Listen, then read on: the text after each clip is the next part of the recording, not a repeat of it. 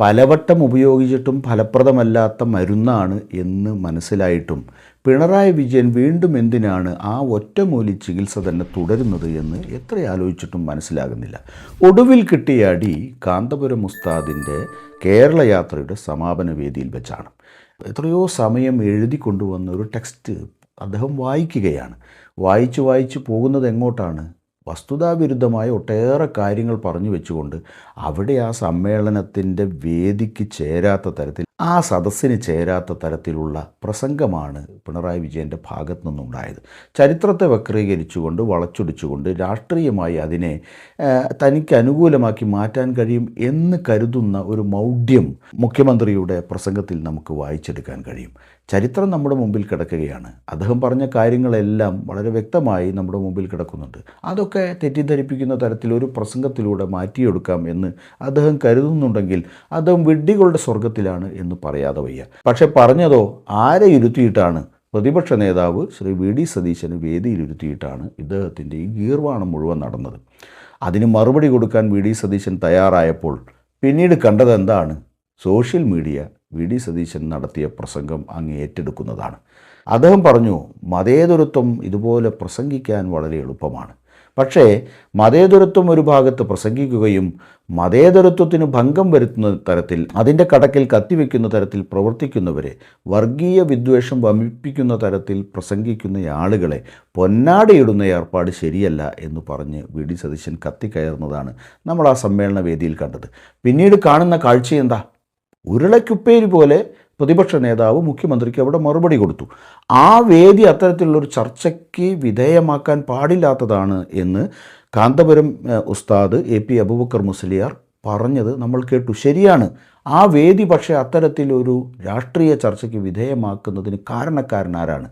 അപ്പോൾ ചോദിച്ചതിന് വളരെ ചുരുങ്ങിയ വാക്കുകളിൽ വളരെ പ്രസക്തമായ രീതിയിൽ നല്ല പഞ്ചോടുകൂടി വി ഡി സതീശൻ അവിടെ മറുപടി കൊടുത്തു എന്നുള്ളത് വസ്തുതയാണ്. അത്തരമൊരു രാഷ്ട്രീയ ചർച്ചാവേദിയാക്കി മാറ്റാൻ പാടില്ലാത്തൊരു സദസ്സായിരുന്നു.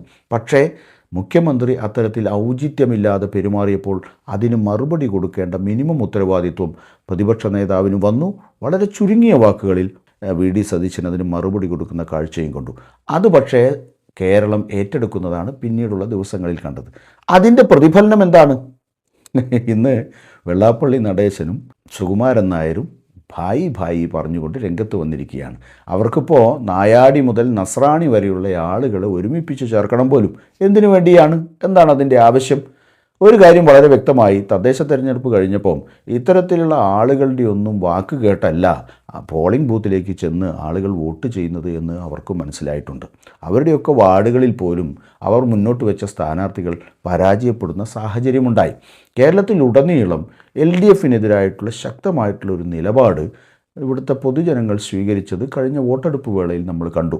അങ്ങനെയൊരു തരംഗമാണ് തദ്ദേശ തെരഞ്ഞെടുപ്പുമായി ബന്ധപ്പെട്ടുണ്ടായത്. അതിനെ മാറ്റി തീർക്കാൻ എന്താണ് മാർഗം? കഴിഞ്ഞ പാർലമെൻറ്റ് തെരഞ്ഞെടുപ്പിന് ശേഷമാണ് CPMന് ഒരു ബോധോദയം ഉണ്ടാകുന്നത്. തങ്ങൾ കൂടുതലായി ന്യൂനപക്ഷങ്ങളെ പ്രീണിപ്പിക്കുന്നതായിട്ട് ഇവിടുത്തെ ഭൂരിപക്ഷ വിഭാഗത്തിലുള്ള ആളുകൾ കരുതുന്നുണ്ടോ? അങ്ങനെ കരുതുന്നത് കൊണ്ടാണ് തങ്ങൾക്ക് അനുകൂലമായി വോട്ട് വരാതെ ആ വിഭാഗത്തിൽപ്പെടുന്ന പല വോട്ടുകളും, തങ്ങൾക്ക് കഴിഞ്ഞ കാലത്ത് കിട്ടിക്കൊണ്ടിരുന്ന പല വോട്ടുകളും BJPയിലേക്ക് പോയത് എന്ന ഒരു തിരിച്ചറിവിൽ നിന്ന് അവരെന്ത് ചെയ്യുകയാണ്? പ്ലേറ്റ് മറിച്ചിടുകയാണ്. ഗാസയോ അല്ലെങ്കിൽ അത്തരത്തിൽ CAA സമരമോ ഒക്കെ വല്ലാതെ പറഞ്ഞതുകൊണ്ടാണ് വോട്ട് പോയതെന്നാണ് ആ മണ്ടന്മാർ വിചാരിച്ചു വെച്ചിട്ടുള്ളത്. അല്ലെങ്കിൽ അവർക്ക് അത്തരത്തിലുള്ളൊരു ഉപദേശമാണ് കിട്ടിയിട്ടുള്ളത്. അതിന് അവരും കണ്ട മാർഗം എന്താണ്?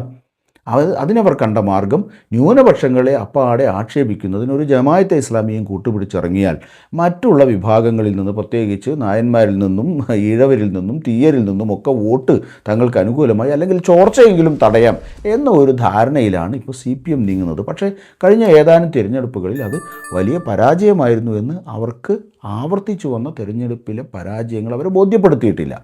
പക്ഷേ ഇപ്പോഴും വീണ്ടും നിയമസഭാ തെരഞ്ഞെടുപ്പിലേക്ക് പോകുമ്പോഴും ആ കേസറ്റ് തന്നെ പാടിക്കാനാണ് CPM തീരുമാനിച്ചത്. അതുകൊണ്ടാണല്ലോ ഇന്നിപ്പം വളരെ ഐക്യത്തോടുകൂടി സുകുമാരൻ നായരും വെള്ളാപ്പള്ളി നടേശനുമൊക്കെ ഒരുമിച്ച് രംഗത്തിറങ്ങിയിട്ടുള്ളത്.